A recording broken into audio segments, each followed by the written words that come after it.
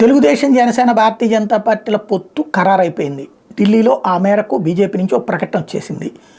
ఆ తర్వాతన అంకెలకు సంబంధించి మాత్రం తెలుగుదేశం అనుకూల మీడియా అయితే 5 పార్లమెంట్ నుంచి ఇంకో సంఖ్య పెంచింది. అదే సందర్భంలో జనసేనకి ఒక సంఖ్య తగ్గించింది. ఇద్దరికి కలిపి 8 మాత్రమేనని తేల్చి చెప్తోంది. అట్లాగే అసెంబ్లీ స్థానాలు కూడా ఇద్దరికి కలిపి 30 అని తేల్చి చెప్తుంది. అంటే 6 అసెంబ్లీ 6 పార్లమెంట్కి భారతీయ జనతా పార్టీ పరిమితం కావడం. అయితే 3 మెన్ కమిటీ ఢిల్లీ నుంచి వచ్చింది. వాళ్ళది ఇంతవరకు ఏం తేలలేదు. వాస్తవంగా షెకావత్ వచ్చి చంద్రబాబుని కలవటం, పవన్ కళ్యాణ్ని కలవటం ఇదంతా నడిచింది. సమస్య ఏంటంటే ఇంతవరకు ముగ్గురు కూర్చుని నోరు విప్పి మాట్లాడలేకపోతున్నారు.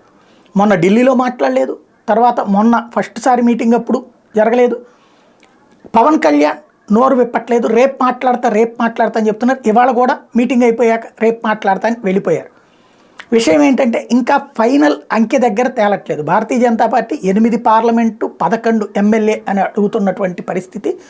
ఇక్కడ వీళ్ళు 6 దాటట్లేదు. అది కూడా సీట్లకు సంబంధించి వాళ్ళు అడుగుతున్నటువంటి సీట్లో, బీజేపీ అడుగుతున్న సీట్లో ఏలూరు అడుగుతున్నారు, రాజమండ్రి అడుగుతున్నారు, అట్లాగే విజయవాడ అడుగుతున్నటువంటి పరిస్థితి ఉంది.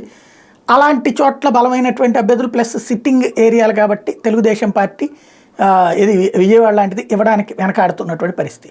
ఎమ్మెల్యే సెగ్మెంట్లో కూడా వాళ్ళు మేము అడిగినటువంటి విజయవాడ సెంట్రల్ అని అడుగుతున్నారు, విశాఖ నార్త్ అని అడుగుతున్నారు. ఇట్లాంటి పరిస్థితులు అంటే ఇంతకుముందే తెలుగుదేశం జనసేన టాక్టికల్గా తమ వశం చేసుకున్నటువంటి సీట్లు రాజమండ్రి లాంటివి అడుగుతున్నారు. కాబట్టి అవి ఇస్తేనే కీలకం కాబోతోంది. ఏదో వీళ్ళు తీసేసుకుని మిగిలిన అడుగు పొడుగుని వాళ్ళు తీసుకోవడానికి సిద్ధంగా లేరు. కాబట్టి చర్చలు ఇంకా కొనసాగుతున్నాయి. ఇవాళకి కూడా పూర్తిగా లేదు, రేపు కూడా నడిచే పరిస్థితి ఉంది.